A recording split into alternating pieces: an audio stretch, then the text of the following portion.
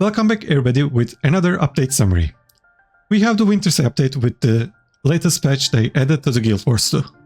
There are some changes to achievements and the vendors how they work for the Wintersday, and there are also some changes that are not related to Wintersday, mainly the raid ones, which changed some of the bosses and how they worked for the Mount Balrior Raid 8, and some general world versus world changes that I'm gonna mention later on. Other than these, there are some quality of life changes for the general environment, like PvE world versus world. There are some minor changes for all of them. And other than these, I'm gonna start with the Wintersday updates. Like I said, this update is mainly focused on the Wintersday. Changes that I'm gonna start with are the changes to the achievements. Like always, they changed the tier 2 reward for the annual Wintersday traditions. And they added the previous year's reward to the vendors, so you can still buy them from vendors if you missed previous Winterdays. But this year we are getting this little hand mitten for our Wintersday characters. As you can see, there are some Wintersday themed gloves that we can get for the annual this year. And if some reason you miss this year's Wintersday, you can just you're probably going to be able to purchase these mittens from the vendors next year when they are available. Other than these, they changed how the weekly works.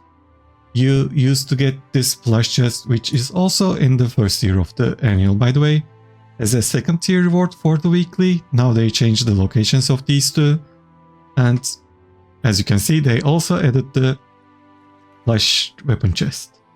These are so adorable little plush weapons with the kittens and dragon themed stuff. They all look so cool, and if you do everything, you can get 5 of these this year, unless you purchase from the black line, I guess. I like this one. I'm probably going to get this one. But yeah, weekly rewards these plush weapons, and also the first year of annual rewards these plush weapons, and previous year's Sacred Solstice weapon set is now available in the vendor, which I'm gonna show it later on. I'm gonna start with the Sacred Solstice weapons, which I mentioned earlier with the achievements. So these Trader Sacred Solstice chest is available in the weekly vendor. You can purchase one of these every week, and these are the previous year's weekly rewards and the one that you can get from first year of annual for the Wintersday, and they are now available in the weekly vendor as a Trader Sacred Solstice chest. So you can get one of these every week from this vendor. And other than this, there are some changes to this vendor. You can drop these from Wintersday gift boxes, but if you can't drop them, if you are not lucky to drop them from those boxes, you can always purchase them from this vendor. These 4 weapons are the new additions to those Wintersday gift drops, and you can purchase them from this NPC. And other than that, with the addition of Homestead, we get this left Deflahar, and Deflahar is selling a new few Wintersday themed decorations for our homesteads. You can purchase them, these recipe books for 50 and these 4 recipes for 10 from Deflahar. Other than these, we have not this one. Some additions to this NPC, for example. You can buy previous year's annual reward from this NPC, which I mentioned before.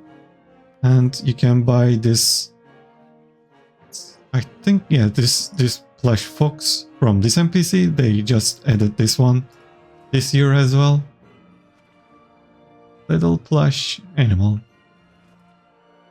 And other than these, they changed the scripts that are in the Hooligans route in the line search, and they are going to be selling some of these items if you miss your chance to buy them in Wintersday. You can buy them from line search. I can show actually. So if you miss one of these festivals, you can just visit this place and buy the items from that NPC. And that's pretty much it for the Wintersday. I'm gonna do some some other video about what you can do in Wintersday later on this week, but this Wintersday will continue till January 2nd, January 2nd, and you can attend these events during that time. And that's it for the Wintersday. I'm going to continue with the raid changes. So for the Wintersday, there are some changes other than the Winterday and the general changes. And one of these changes are done to the Mount Balrior raids. I'm saying raids, I'm doing the convergences, but it's the raid changes that were done in this update. So the changes are mainly to nerf the current state of the raids, and they actually buffed some of the mechanics. They're not buffs, but they kind of fixed some of the mechanics for a better interaction with the bosses, and there are some general fixes to the raids that stop for the... I'm not sure how to say these, but some of the mechanics would continue after you kill the bosses. They fixed some of them, and now these fixes are live in the game. I'm gonna start with Ura because there aren't much changes to Ura, but yeah, there aren't much changes for the Ura. Generally the same, with some minor fixes for the mechanics, like the ones that I mentioned before. And for the Decima and Greer, for Decima, they changed the amount of players required for some of the mechanics, like the green one, the green line, that you need to have 5 person to be in the green lines to manage the mechanic. And they also changed the way that Decimal leads the pylons. It used to be every 3%, now it's every 5%. So it will be easier to kill Decima with... If someone dies in your squad, it's mainly a GG and you have to reset the fights to kill Decima. So it has to be perfect, but now with the requirements of people lowered for the green lines, it would be possible to do it with less than 10 people, maybe. You're gonna still need 8 person minimum for the fight, but it's a little bit forgiving than before. And for Greer, the changes are mainly focused on the areas that Greer makes the purple miasma attacks. Currently, before the changes, it's when the Greer does the purple miasma attack, it doesn't show where the miasma is, and it's actually a bit wider than where the indicated orange line was before. So now it should be easier to understand where you should be standing for the Greer fight. And other than that, there are some changes for the minions. After you kill the minions, the Greer loses its buffs, and they changed this could be potentially be a buff for Greer. you used to reflect the projectiles for the Greer's, the balls that it throws on you back to Greer, but now it will just destroy these balls and you have to kill Greer without using those balls as a damage source. I think you used to do get feedbacks and do a high amount of damage with the feedbacks back to Greer. You can't do that anymore. And they also now changed the, what was it, the blob of lights that target some players in the squad. It used to produce projectiles that pierces to players and attacks everyone in your squad. Now it's going to just hit the first person that they hit and they will disappear. These are the changes to Mount Balrior Raid. I'm gonna continue with the World vs. World changes now. Now let's continue with the World vs. World changes. First thing I wanna mention is the blueprint costs for the Siege Merchant. These used to be a bit pricey before. I think they changed it to make these more affordable for the World vs. World players, but it's still pricey here. So if you want to buy blueprints, you have to buy it from the vendors, not the portable, permanent portable provisioner. They might change it later on, but it's currently expensive in the portable provisioner. But it's cheap here in the Laurel vendor and the Guild Commendation vendor. Also, they changed the amount that you require to upgrade keeps, towers, camps, and the Stormist Castle. The first tier is still the same. They didn't change the first tier, but they almost halved the third tier and lowered the second tier a little bit. Like the camps used to be 50 for the first tier, now it's 50 for the third tier, now it's 25 for the third tier. As you can see, all camps are third tier and these towers are third tier towers, and the garrison is a little bit easier, but the camps used to be higher before. Like 50 is a little bit, it takes a little bit of time. Also, they lowered the respawn timer for the Doliacs. It used to be 5 minutes and they are now 4 minutes, and if they have with the Doliacs, it's 2 minutes. Other than these, they added the Infinite Siege Tool item where you can group your Infinite Siege blueprints into a single item. I don't have any Infinite Sieges yet.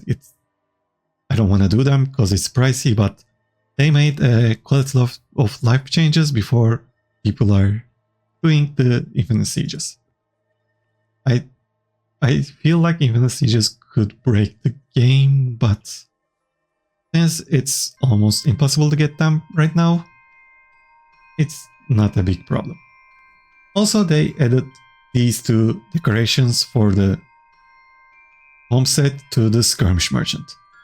They are 250 each, and you need 500 badges of honor to get both of them. I'm gonna get them right now. And these add some blueprints for your home decorations. Other than these, they added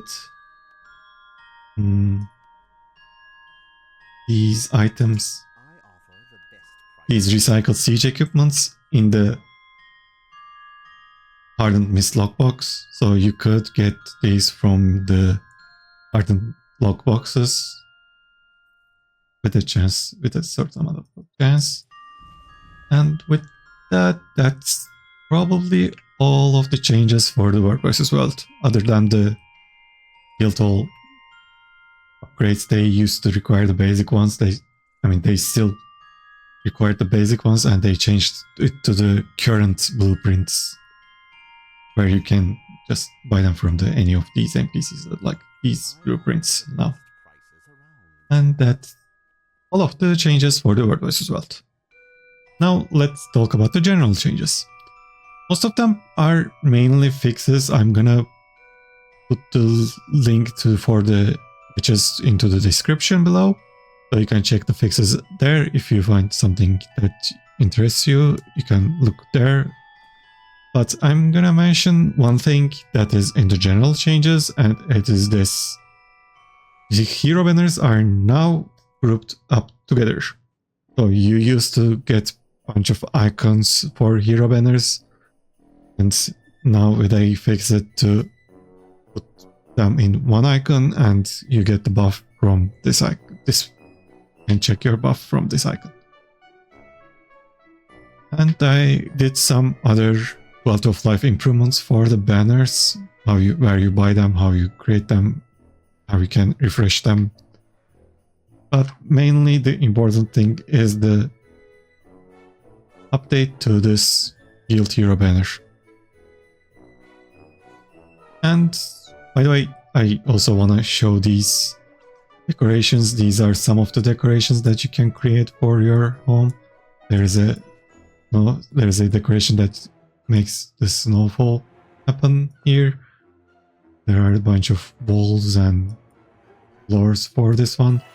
They are quite pricey, so I didn't make all of them, but they look cool for Wintersday. And other than this, I also want to show you the changes for the Blackline chest. So the previous Blackline chest is now updated with this new Blackline chest, and we get Thundercrack skins and magical skins back in the Blackline chest. Also, they added this Vengeful Wolf Rider helm skin. It is pretty cool. I think it removes your head. It looks weird from the neck part. If you have a Char character, it probably would look better on Char, I assume. I'm not sure. You should try that. Other than the black line, there are some changes here. They added some categories to these that weren't here before. You can check all of them here. And they added, not this one, this new plush mount for the Warclaw. There are some mice around here. And if you jump with this Warclaw, it also has some sound effects on it as well. Oh, it's pretty cool. And also you can change your color, change its color like other mounts. There are a few slots that you can put dice on, so it's pretty cool. And that's pretty much it for the Wintersday update. Like I said, I'll probably do a short video about, maybe not short, but a video about the Wintersday in general in this week, to show what you can do, what are dailies, what you need to do for annual, everything that you need to know about Wintersday later on. So if you want to catch that one, please subscribe and like this video if you can. And thanks for watching. Happy Wintersday, everybody. See you on my next video.